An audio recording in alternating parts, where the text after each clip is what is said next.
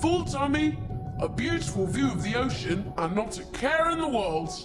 Not bad being a fierce adventurer, is it, Ed?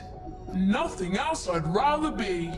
Or do, just floating along the currents, admiring the fish and... Heading straight into trouble. How fascinating!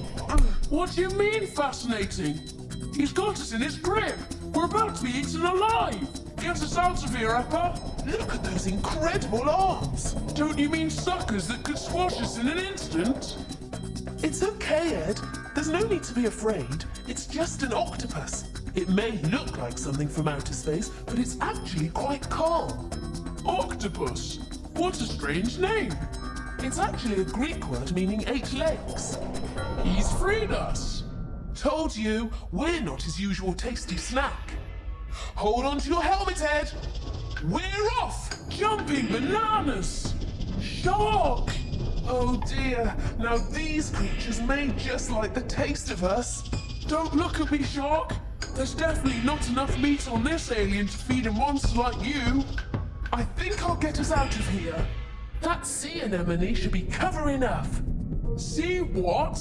Just get us out of here. You're quite jumpy underwater, aren't you, Ed? Well, who ever heard of underwater aliens? It's not exactly our natural environment. And speaking of which, where are we? We're hiding in sea anemones. Fancy name for a plant. It's not a plant, Ed. It's actually an animal. It's basically a small sac that is attached to the sea floor, and it has all these tentacles surrounding a mouth. They have poison in their tentacles, which they use to protect themselves and catch prey. Really? This is a very strange place to be hiding, Eppa. Not really. Other fish also hide out here for protection. Take the clownfish, for instance. Finally, a fish with a simple name. Why does it swim so close to the anemone? You know, the poisonous tentacles and all. The clownfish is immune to the poison, so it can't harm it.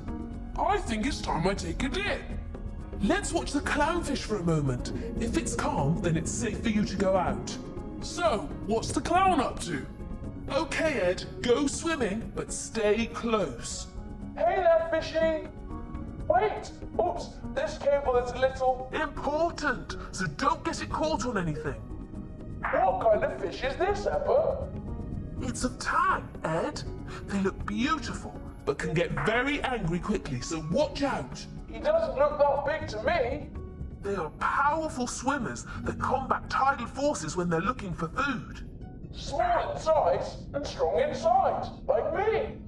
Oh dear, here we go again. You really should come out here, Eppa. It's great. What's that? I think you've just come face to face with a starfish, Ed. The superstar of fish. It's not technically a fish, more like a distant relative of the fish.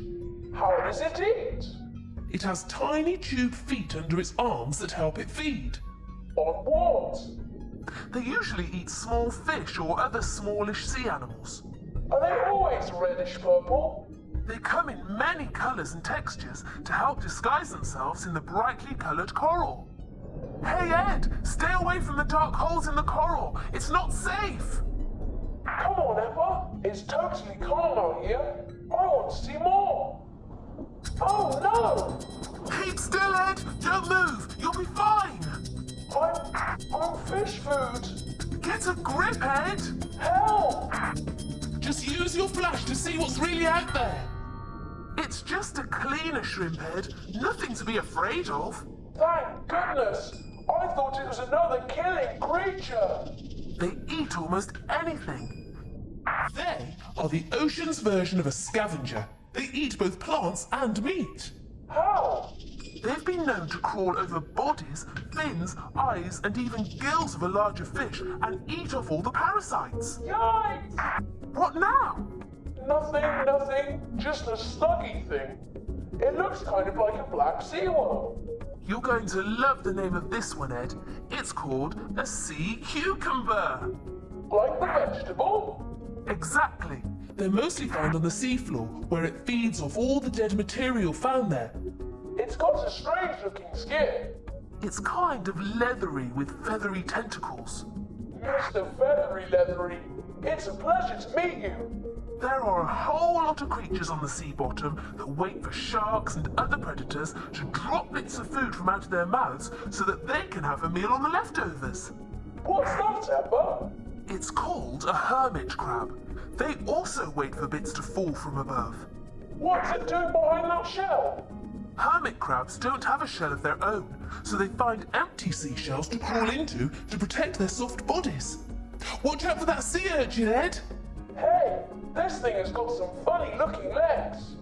They kind of look like hedgehogs that you find on land. I'm sure stepping on one would hurt. You're right, it uses its spines to protect itself. I think my fingers are starting to get wrinkles from the water. I'm heading back, Emma. Are you alright? Nothing an explorer of the deep can't handle. Wow, that was really cool. I could get used to this underwater world. I'll never forget your face when that shark appeared. As long as I'm here to have another adventure, I'm happy. Me too.